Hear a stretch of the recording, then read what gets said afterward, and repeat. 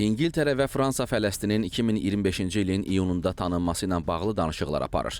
Bu barədə Guardian qəzeti məlumat yayıb. Danışıqları Böyük Britaniyanın Xarici İşlər naziri David Lammy Lordlar Palatasında çıxışı zamanı təsdiqləyib. London və Parisin bu addımı Fələstin məsələsində yeni bir mərhələnin başlandığını göstərir. Donald Trump Amerika Birləşmiş Ştatlarında yenidən hakimiyyətə gəldikdən sonra İsrailin Qəzza bölgəsinə hücumları artıb. Trumpın təklif etdiyi planda Qəzza bölgəsindən əhalinin birdəfəlik köçürülməsi, vilayətin tamamilə sökülərək yeni yaşayış sahələrinin salınması təklif edilir. Təbii ki, Fələstinlilər üçün yox. Ancaq ərəb dünyası buna ciddi etiraz etdiyinə görə plan baş tutmadı. Ehtimal olunur ki, Trumpın məqsədi iki dövlətli həll planını sıradan çıxarmaqdır. Buna paralel şəkildə Amerika Birləşmiş Ştatları Avropa münasibətləri kəskinləşir və bu baxımdan Fələstinin tanınması istiqamətində fəaliyyətlər köhnə qitənin Ağ Evə cavabı kimi başa düşülə bilər. İkinci bir məsələ isə Fələstinin tanınmasının münaqişənin gələcəyinə təsiri ilə bağlıdır. Bundan öncə İspaniya, İrlandiya və Norveç kimi Avropanın aparıcı ölkələri də Fələstini müstəqil dövlət kimi tanıyıb. Fransa və İngiltərənin oxşar addımından sonra başqa ölkələr də Fələstinin müstəqilliyini tanıya bilər. Bu isə gələcəkdə Fələstinin beynəlxalq birliyin tam hüquqlu üzvünə çevrilməsi ilə nəticələnər. Bu, İsrailin indiki mövqeyinə ciddi təhdid deməkdir.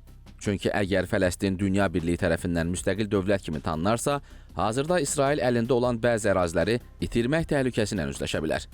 Ən azı bəzi torpaqları öz ərazisi olaraq dünya birliyinə qəbul etdirə bilməyəcək. Fransa Xarici İşlər Nazirliyi bu addımı daimi və faydalı sülhə təşəbbüs kimi dəyərləndirib. Görünür, Paris və Londonun etmək istədiyi Amerika Birləşmiş Ştatları ilə İsraili fakt qarşısında qoymaqdır.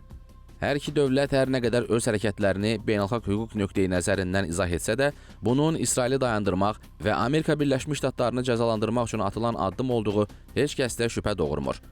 Trump administrasiyası Avropa ölkələrinin bu addımına 3 cür cavab verə bilər.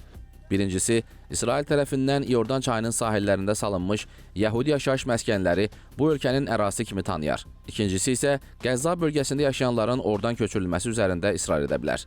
Bu variantların hər ikisi gələcəkdə qurulması nəzərdə tutulan müstəqil Fələstin dövlətçiliyinin məhv edilməsi ilə nəticələnər. Çünki hər iki bölgə Fələstinin təməlini təşkil edir.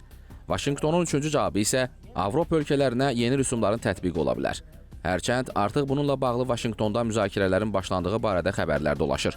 İsrail isə Avropalı müttəfiqlərinin bu addımına yalnız diplomatik etiraz və Qəzzanın daha sürətlə bombalanması ilə cavab verə bilər. Görünən odur ki, Fələstin məsələsi artıq yeni beynəlxalq münasibətlər sistemində təzyiq vasitəsi kimi istifadə edilir.